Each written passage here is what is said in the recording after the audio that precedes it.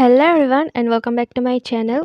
Episode 2 की starting में 1991 की एक स्टोरी को दिखाते हैं। हॉस्पिटल में एक रिच कपल को दिखाते हैं। डॉक्टर उन्हें कहते हैं आप लोग कभी पेरेंट्स नहीं बन सकते क्योंकि जो आदमी है उन्हें कैंसर है, तो कीमो लेने से पहले वो अपने स्पर्म को फ्रीज करवा लेते हैं ताकि अगर वो मर भी जाए तो भी बच्चा पैदा हो सके। फिर कीमो होता है, आदमी बच भी जाता है और फ्रोजन स्पर्म की वजह से उनका एक बेटा भी पैदा हो जाता है। पापा अपने बच्चे को बहुत प्यार करते हैं। ऐसे ही बच्चा जब 8 साल का हो जाता है तो एक दिन डॉक्टर उनको कॉल करके कहते हैं हमसे गलती हो गई, आपके अंदर जो स्पर्म दिया था वो किसी और का था, मतलब वो आपका बच्चा नहीं है। ये स्टोरी है जो एक हॉस्पिटल में सारे स्टाफ के सामने सुना रहा था। है जो कहता है इस हॉस्पिटल के ऊपर केस करनी चाहिए, वो कांड इसी हॉस्पिटल में हुआ था और वो बदकिस्मत बच्चा मैं ही हूँ, जिससे सब शॉक हो जाते हैं। हे जो कहता है बचपन में वो घर से भाग गया था और उसके मम्मी पापा ने उसे रोका भी नहीं। हे जो अब उस डॉक्टर के पास जाता है जिसने ये गलती किया था, उस डॉक्टर को डराता है और अपने असली पापा का एड्रेस और डिटेल मांगता है। डॉक्टर कहता है ये गलत है और हॉस्पिटल के रूल्स के खिलाफ है। हे जो कहता है मेरे पास तो अब वैसे भी ज्यादा टाइम नहीं है जीने के लिए, क्यों ना मैं तुमको साथ में लेके मरूं। डर से डॉक्टर बता देता है। हे जो अब जेमी की शादी में आता है। वो दोनों बात कर ही रहे थे कि तभी वहाँ जेमी की फियांसी और होंग आ जाता है। होंग पूछता है ये कौन है। जेमी घबरा रही थी तो हे जो कहता है मैं इसके भाई जैसा हूँ, हम दोनों एक ही ऑर्फनेज में थे। होंग खुश होता है कि जेमी की साइड से भी कोई आया है।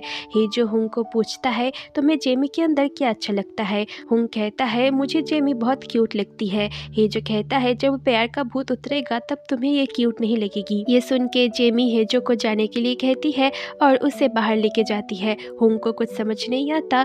वो दोनों बाहर आते हैं। हेजो पूछता है अगर क्या होगा जब इनको पता चलेगा तुम उसे बच्चा नहीं दे पाओगी। जेमी कहती है होंग मुझसे बहुत प्यार करता है, मुझसे शादी करने के लिए उसने सबसे झूठ कहा कि मैं प्रेग्नेंट हूँ, वो तुम्हारी तरह नहीं है। ये कह के जेमी जाने लगती है और हेजो उसे गोद में उठा लेता है। जेमी का सर गेट पे लगता है और वो बेहोश हो जाती है और हेजो उसे लेके भाग जाता है और ये सब देख लेती है एक मेड जो वह मुर्गी पकड़ रही थी। हेजो गाड़ी में था। गिहो उसे कॉल करने की कोशिश करता है और उसे बहुत चोट लगी थी। इधर सारे डेकोरेशंस भी निकाल रहे थे। होंग परेशान होकर बैठा था। होजा उसके पास आती है और उसे समझाने लगती है। तभी वहाँ पर वो मेड आके कहती है जेमी को किडनैप किया गया है और जेमी का हेड पीस उनको लाके देती है। हेजो कार के बाहर रोड साइड में बैठा था। हॉस्पिटल से मिली पेपर को वो देख रहा था। तभी जेमी को होश आता है और वो भाग जाती है। गिहो हेजो को कॉल करता है और पूछता है तुम कहाँ और किसके साथ हो। हेजो कहता है शादी से भगाई लड़की के साथ। हेजो और कुछ बोलता उससे पहले वो देखता है जेमी कार में नहीं है तो वो कॉल काट देता है। इधर गिहो के सामने चिलसियांग था, मतलब उसकी ऐसी हालत चिलसियांग ने की है और वो सोच रहा था हेजो अभी तक उसकी दुल्हन यंग हुई के ही साथ है। चिलसियांग गिहो को मारने की धमकी देता है तो गिहो उसे ना मरने की रिक्वेस्ट करता है। तो चिलसियांग कहता है हेजो को ढूंढ निकालो, जो गिहो मान जाता है। इस तरफ जेमी हेजो से बच के भाग रही थी पर हेजो जीप लेके उसके पास आ जाता है तो जेमी खेत के अंदर से भागने लगती है और हेजो भी उसके पीछे जाता है और जेमी को पकड़ लेता है। जेमी उसे मारते हुए कहती है पहले तुम मुझे छोड़ के चले गए और अब तुम्हारी वजह से मेरी शादी भी टूट गई। ये सब कहते हुए वो बहुत रोने लगती है तो हेजो उसे हक करके शांत कराता है। जेमी अब अपने कपड़ों को धो रही थी। तभी वो अपनी वेडिंग शूज को देख के पास सोचती है पिछली रात जब वो भाग रही थी तब उसे होंग ने पकड़ लिया था और जेमी को वो वेडिंग शूज दिया था। होंग को नहीं पता था कि जेमी भाग रही थी। होंग उस शूज को अपने हाथों से उसे पहनाता है। जेमी कहती है अगर लड़की को शूज गिफ्ट करो तो वो भाग जाती है। होंग जेमी से प्रॉमिस करता है कि अगर वो कभी भाग भी गई तो होंग उसे कहीं से भी ढूंढ निकालेगा। ये सुन के जेमी होंगो को इमोशनल होकर हक कर लेती है और होंगो को थैंक्स कहती है फैमिली क्या होती है ये उसे एहसास दिलाने के लिए। प्रेजेंट में ये सब याद करके जेमी रोने लगती है। दोनों अब जा रहे थे। जेमी यहाँ हेजो से थोड़ी बहुत बातें करती है और जेमी हेजो से उसका जैकेट मांगती है क्योंकि उसे ठंड लग रही थी। हेजो उसे दे भी देता है। जेमी हेजो की जैकेट के पॉकेट से फ़ोन ले लेती है पर पासवर्ड गलत होता है, तो हेजो पासवर्ड खुद बता देता है। जेमी हेजो से पूछती है तुम्हें कैसे पता चला कि मैं माँ नहीं बन सकती, तो हेजो उस फ्यूनरल हॉल के बारे में बता देता है जहाँ जेमी रो रही थी। अब एक पेट्रोल पंप में दोनों रुकते हैं। जेमी पेट्रोल पंप की वॉशरूम में जो खिड़की है उससे भागने की कोशिश करती है पर हेजो उसे पकड़ लेता है और उसे लेकर चला जाता है। इधर होंग परेशान हो रहा था और वो जेमी को ढूंढने के लिए जाने लगता है पर सारे मेड्स उसे रोकते हैं क्योंकि अगर होंग की मम्मी होजा को पता चला तो मुसीबत हो जाएगी। तभी वहाँ होजा आती है और एक चीख से होंग डर के अंदर चला जाता है। अब तो होजा भी हेजो की तलाश में है।